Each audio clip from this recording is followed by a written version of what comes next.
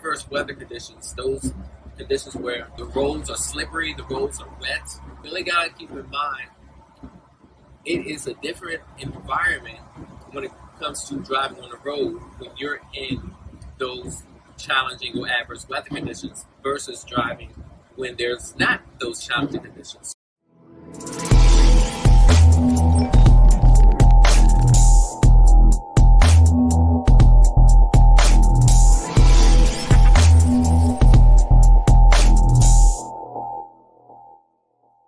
Hey, BET Trainer here.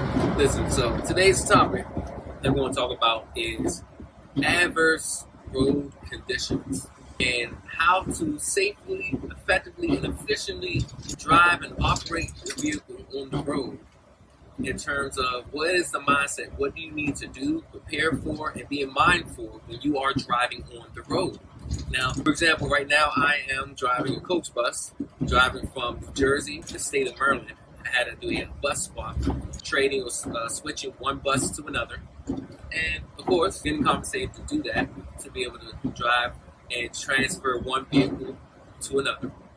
And today it's rainy, it's damp, right? It's fog, it's moist outside in terms of damp and rainy. So those adverse weather conditions, those conditions where the roads are slippery, the roads are wet, you really gotta keep in mind it is a different environment when it comes to driving on the road when you're in those challenging or adverse weather conditions versus driving when there's not those challenging conditions. So if you're on dry roads and it's sunny outside, then most likely those are favorable weather conditions versus if you are driving in snow, in fog, or rain, or even a combination of those things. So right now it is raining, the roads are slippery.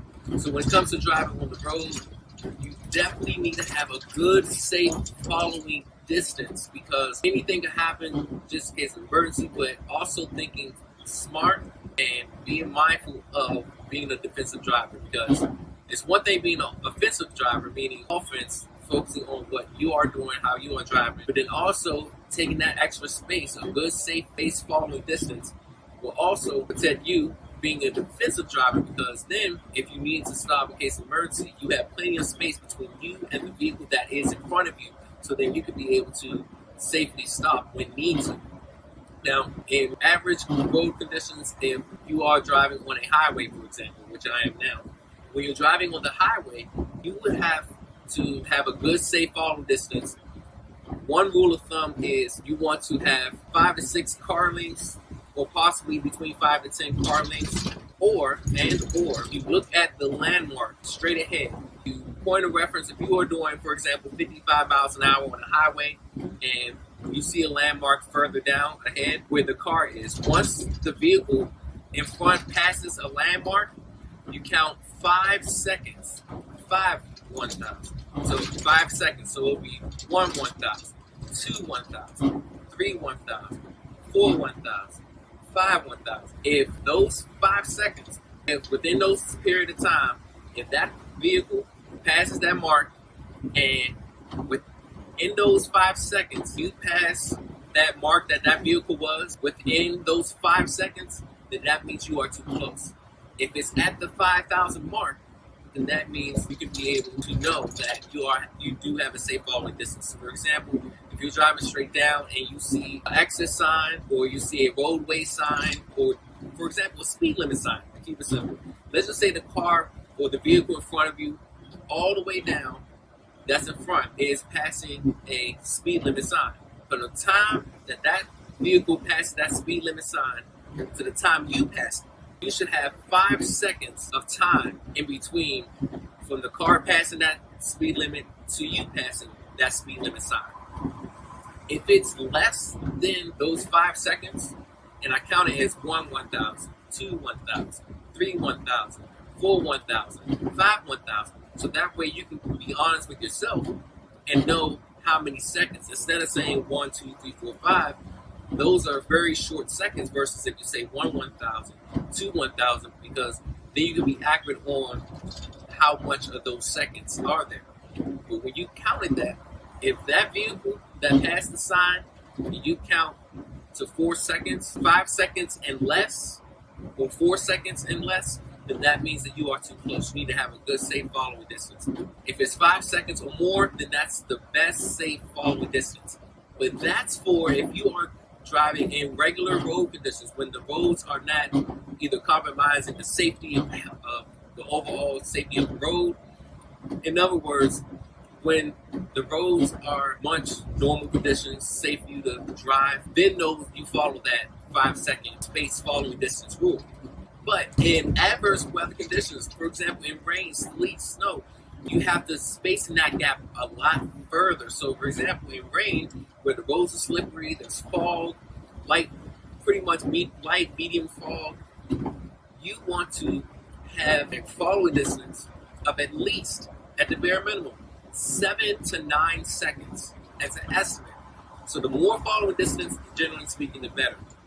Now, of course, there's a landmark. So if it's snowy or if it's snow outside, then you want to have approximately between 11 to 14 seconds of following distance.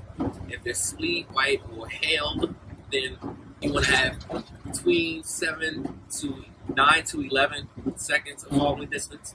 But let's just say it's raining, it's slippery outside, and it's light fog.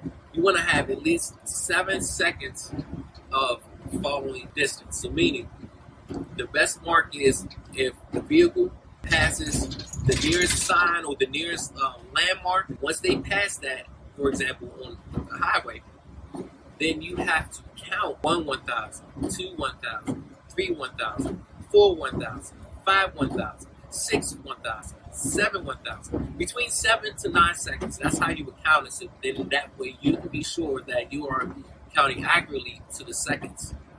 So that way you're not rushing those seconds. But that's how you can gauge it. If you are less than 7 seconds of space, less than 7 seconds of following distance during adverse weather conditions, that means you are too close. And it's important to have that safe following distance because one people could slam on their brakes.